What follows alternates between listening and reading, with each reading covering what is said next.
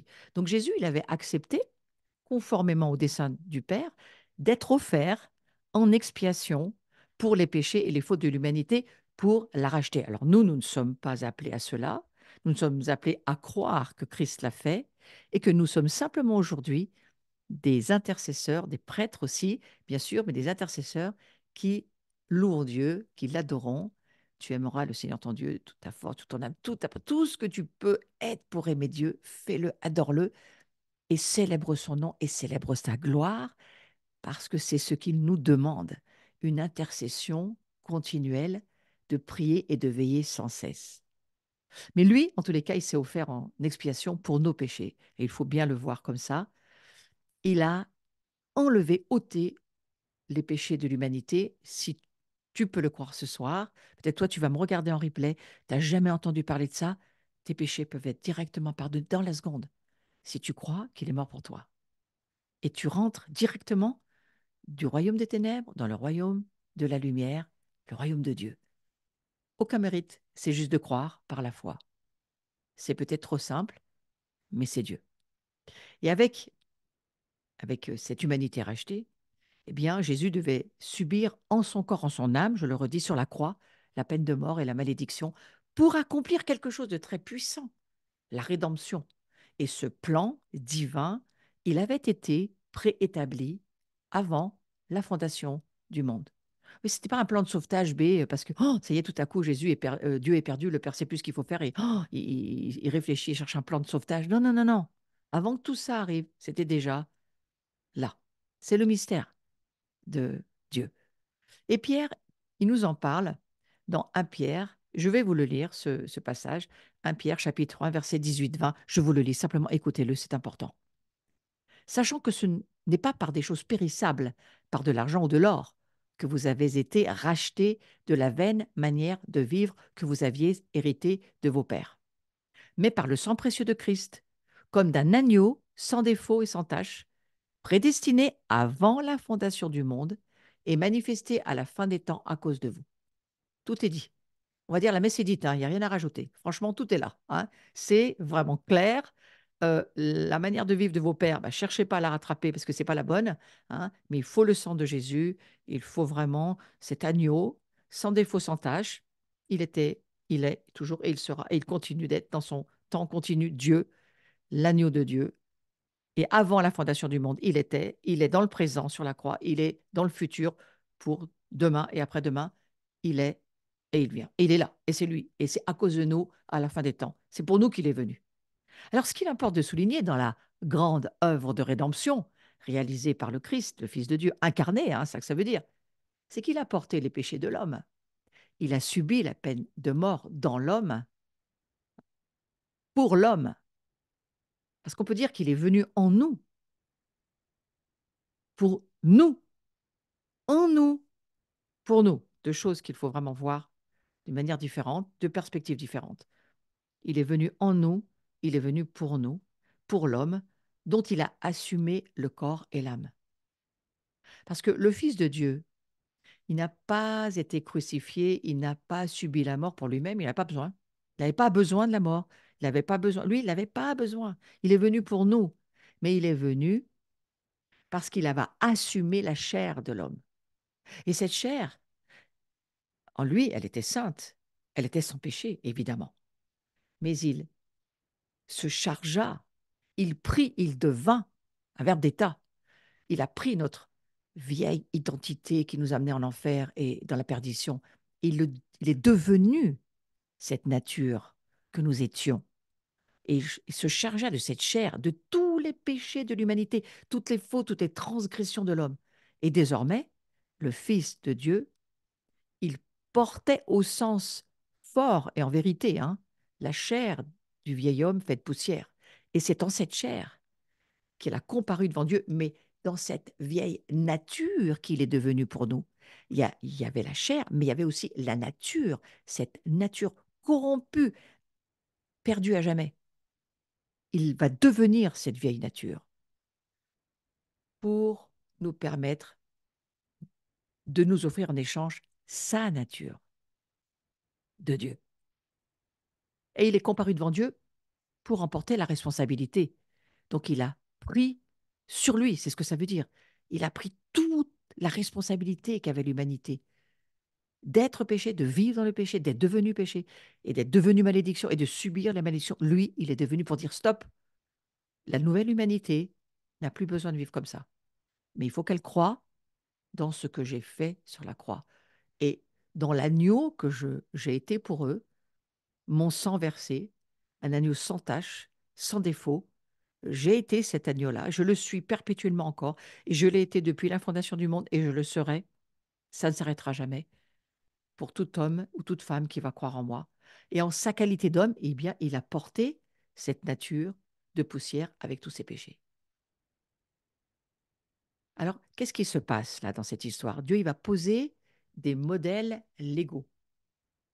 Quand dans Jean 3,16, Jean le Baptiste va dire, il est dit que le Père a tellement aimé le monde qu'il a offert son Fils unique. Eh bien, dans cette histoire, qui est le sacrificateur?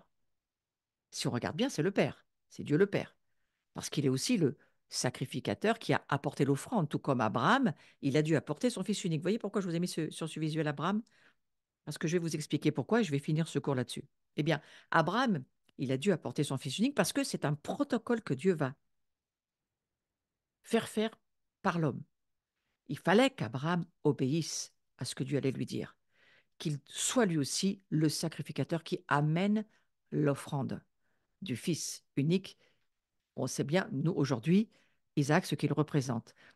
Et maintenant, tu as créé Dieu crée un précédent de loi, il crée une jurisprudence, on va dire ça comme ça, parce que Abraham a été prêt à offrir son fils, et bien maintenant, Dieu va dire, puisque tu l'as fait sur la terre, moi, je peux le faire avec le mien. Vous voyez, qu'en est-il d'Isaac? Eh bien, Isaac, c'est aussi un sacrificateur. Il a porté aussi le bois de sa propre offrande. Lui aussi, il était sacrificateur, Isaac. Et lui aussi, il s'est mis sur l'autel. Tout comme Abraham amène son fils, Isaac, lui aussi, va le faire. Il va porter le bois et il va se laisser être mis sur l'autel. Lui aussi, c'est un sacrificateur. Et lui aussi, il va être l'offrande. Sur la montagne, il a abandonné sa vie et son père, il s'apprêtait à le faire mourir. Hein. Et puis Dieu avait dit, bien, bien, stop. Et vous savez bien, vous connaissez bien l'histoire. Je ne la raconte pas. C'est pas sur l'histoire que je veux aller seulement, mais je vais aller sur le précédent juridique. C'était un précédent de loi parce que le fils d'Abraham a été offert. Dieu a pu offrir son fils. Je vous redis, Dieu ne fera rien sur cette terre que nous le lui permettions et que nous ouvrions une porte pour qu'il puisse Dieu le faire. Et ça, il faut le voir, parce que si nous ne le voyons pas, nous ne comprenons pas pourquoi tout ce qui se passe dans l'Ancien Testament est tellement important, parce que ce sont des modèles juridiques, justement. Donc Dieu avait besoin que quelqu'un fasse un acte qui ouvre la porte sur la terre. Dieu ne pouvait pas amener son fils comme ça sur la terre. Il fallait que les hommes fassent eux-mêmes leur service devant Dieu. Et lorsque Abraham va amener ce fils sur l'autel et qu'il va obéir à Dieu et qu'il va suivre le protocole, eh bien, on va voir qu'une porte va pouvoir être ouverte pour qu'ensuite, il y ait tout le protocole qui se fasse avec les Lévites et toute l'histoire du tabernacle et du temple, mais ensuite aussi que Jésus puisse venir. Et parfois, quand Dieu nous demande de faire quelque chose que nous ne comprenons pas, je ne suis pas très sûr que Abraham comprenait grand-chose, euh, du moins, euh, il avait une compréhension, mais quelle était-elle vraiment? Moi, je ne peux pas vous le dire, mais ce que je peux dire, qu'il a fait des choses sans tout comprendre, ça c'est clair. Et bien, parfois, nous non plus, nous ne savons pas ce que nous sommes en train de faire, peut-être même d'ouvrir sur la terre. Parfois, dans l'obéissance à Dieu, nous ouvrons des portes, des choses, des domaines pour nos familles, pour nos nations. Là, je parle aux guetteurs que nous sommes, je parle aux intercesseurs que nous sommes. Nous avons besoin, parfois, de comprendre, mais parfois pas. Nous avons juste besoin d'obéir. Et puis plus tard, nous comprendrons. Mais nous avons fait peut-être quelque chose qui permettra à Dieu, lui, de faire aussi ce qu'il avait prévu de faire. Et ce qui est très intéressant, c'est de regarder le modèle. Par exemple, ce qu'on appelle la jurisprudence. C'est quoi la jurisprudence? Eh bien, ça désigne l'ensemble des décisions de justice relatives à une question juridique donnée. Il s'agit donc de décisions précédemment rendues qui illustrent la manière dont un problème juridique a été résolu. Vous voyez, Dieu est en train de dire, moi, je vais résoudre mon problème comme ça. Et il faut que quelque chose se passe sur la terre parce que j'ai donné la domination aux hommes sur la terre. Maintenant, il va falloir qu'ils m'ouvrent une porte pour que je puisse venir. Vous entendez ce que je suis en train de vous dire? Parfois, il faut lancer une parole prophétique pour que Dieu puisse venir faire une guérison, une délivrance, quelque chose. Si tu parles pas, il ne se passe rien. Parfois, il va falloir permettre à Dieu de nous utiliser pour être le sacrificateur et aussi le sacrifice de louange, adoration, mais pas seulement. Pour que quelque chose puisse se passer, il faut que nous aussi, nous donnions notre participation. Je vous rappelle que Dieu nous a redonné l'autorité gouvernementale sur la terre. Jésus va dire, je vous ai donné tout pouvoir en mon nom, chassez les démons, guérissez les malades, allez-y, faites-le, ressuscitez les morts, faites tout ce que je vais vous dire en mon nom. Et Marie, Myriam, la mère de Jésus, va dire, faites tout ce qu'il va vous dire. Faites-le parce que vous allez voir, ça va fonctionner. D'une certaine manière, il y a un précédent juridique qu'il faut voir, peut-être pour comprendre nous aussi que les choses ne viennent pas comme ça parce que ça nous est demandé sans cohérence. Il y a une cohérence dans la parole de Dieu. Et la règle du précédent et la sécurité juridique, c'est la jurisprudence. La règle du précédent, il fallait un précédent, il est là avec Abraham, avec Isaac, on a un précédent. Ensuite, on va avoir toute la loi qui va se dérouler jusqu'à ce que Jésus vienne, et puis que Jésus vienne, lui, eh bien, regardez, on va le voir plus tard, mais il y a vraiment un parallèle avec tous les protocoles qui ont été donnés dans l'Ancienne Alliance. Et la jurisprudence, c'est l'accumulation des décisions de principe. C'est ça la jurisprudence. C'est l'accumulation des décisions de principe, en particulier les motifs et considérants en droit sur lesquels les juges fondent leurs décisions. Ça constitue l'essentiel des sources du droit, plus que la loi elle-même.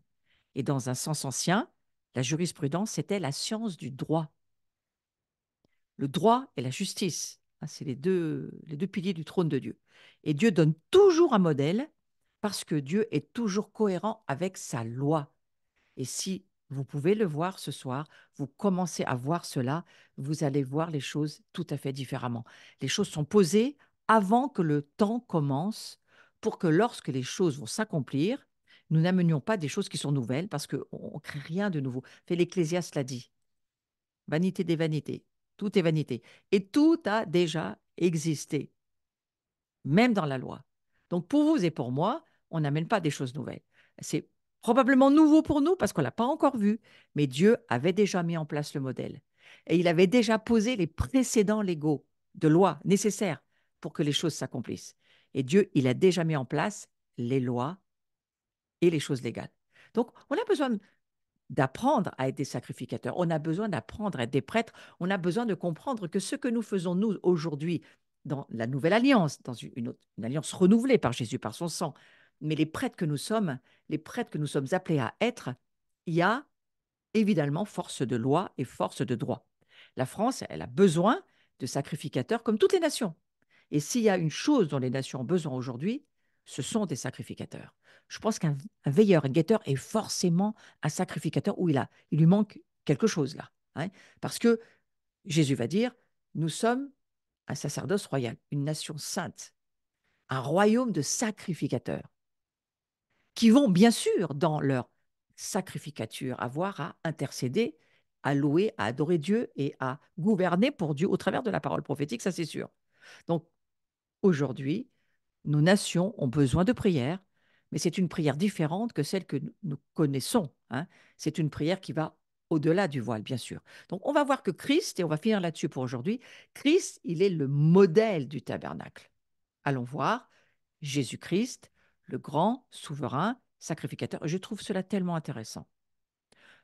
On le lit dans le livre des Hébreux. Jésus-Christ, il est donné comme référence en tant que souverain sacrificateur. Vous savez, on est toujours en train de parler de la gloire.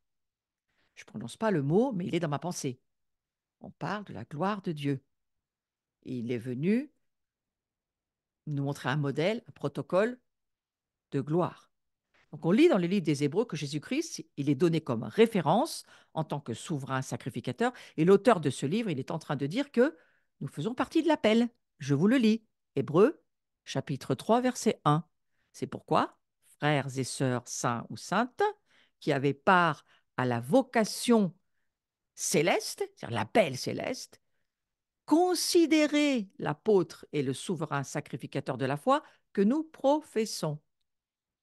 Considérez l'apôtre et le souverain sacrificateur, c'est-à-dire Jésus qui est dans les cieux, de la foi que nous professons.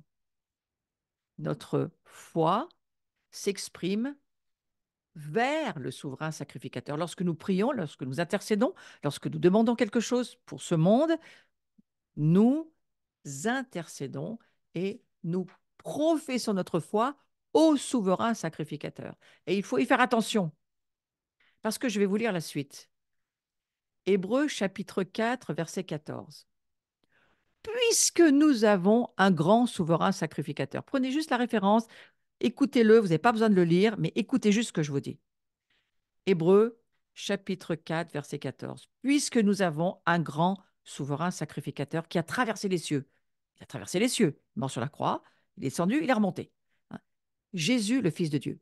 Demeurons fermes dans la foi que nous professons. Mes frères et mes sœurs, si vous ne parlez pas, il ne se passe rien. Si vous ne priez pas, il ne se passe rien. Si vous ne professez pas la parole de Dieu et la foi que vous avez pour les choses qui doivent arriver, il ne se passe rien. Regardez version second, le même verset. Puisque nous avons un souverain grand prêtre, c'est la même chose. Souverain sacrificateur ou grand prêtre, c'est la même traduction. Puisque nous avons un souverain grand prêtre qui a traversé le ciel, Jésus le Fils de Dieu, restons fermement attachés à la foi que nous professons.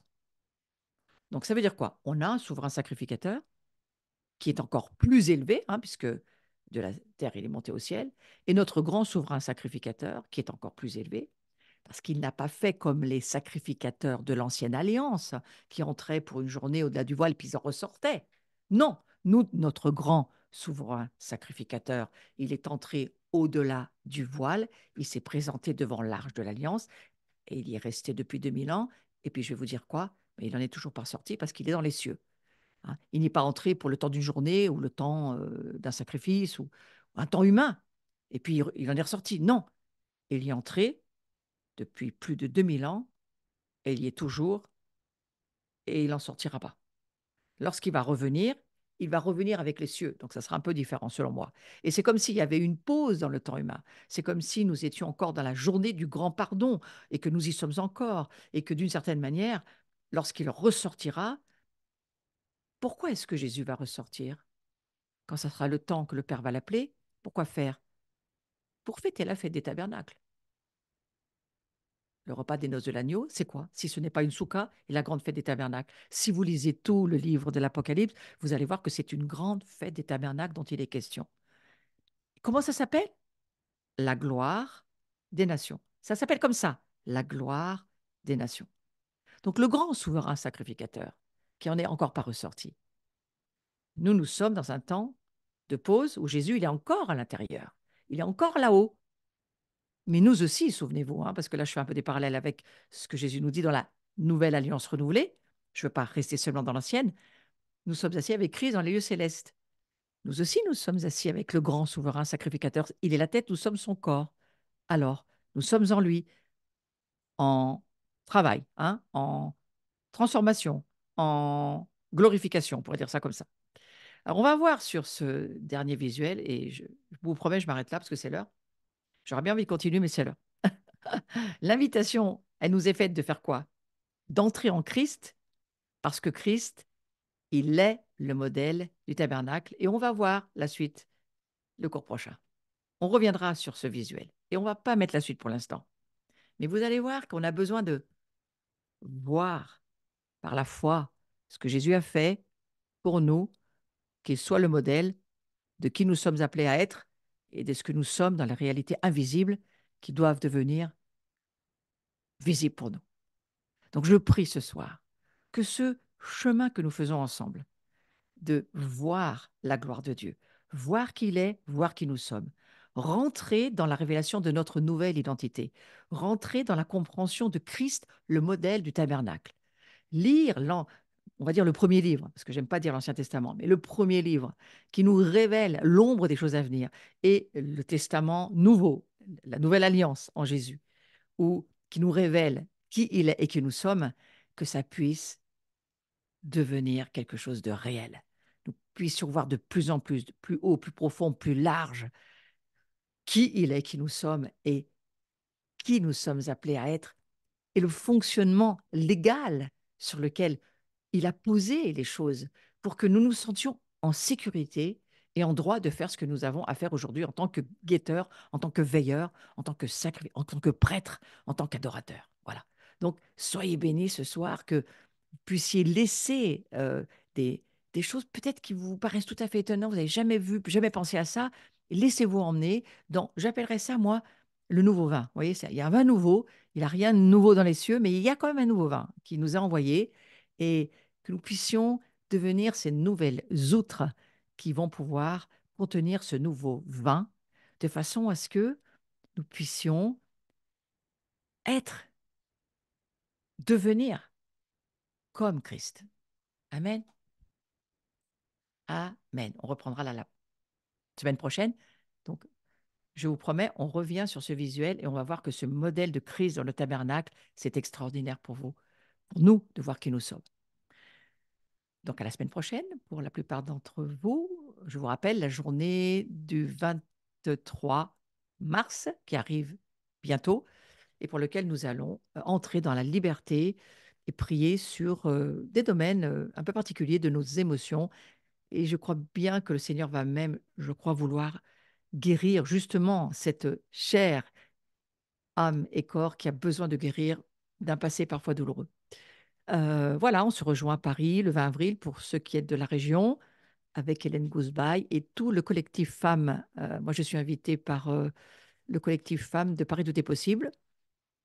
Donc, on se retrouve là-bas le 20 avril, si vous le souhaitez. Ensuite, nous avons le Cédre de Pâques tous ensemble. Ce sont des dates que vous connaissez bien, je les redis à chaque cours, mais je les rappelle pour les nouvelles personnes qui arrivent pour la première fois. Lundi 22 avril, en ligne, tous en ligne, hein, ne venez pas à l'abri. Mais on met des rallonges parce qu'on va être nombreux et ça va être intéressant. Ensuite, on va faire un CDR ensemble. Week-end de la petite maison de Jean avec André Coetzee, qui nous vient d'Afrique du Sud, qui est un aigle qui vole très haut, magnifique dans la louange et magnifique dans les révélations de la parole prophétique. Rejoignez-nous, c'est important et c'est intéressant. Vous pouvez aussi vous mettre sur Zoom, mais franchement, là, je vous dis, vous ratez quelque chose. Les petites maisons de Jean, c'est vraiment à vivre en présentiel. Allez, faites un effort, venez nous voir, c'est important. Puis on a envie de se voir en plus.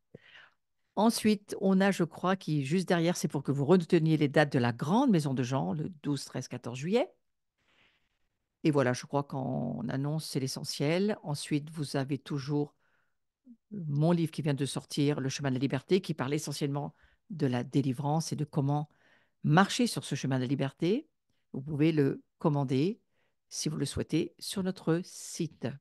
Ensuite, s'il vous plaît, pour ceux qui me rejoignez pour la première fois, abonnez-vous, cliquez sur la cloche, mettez-moi des commentaires. J'aime bien lire un petit peu ce que vous ressentez lorsque vous vous promenez sur ma chaîne ou que vous y passez du temps. Merci beaucoup.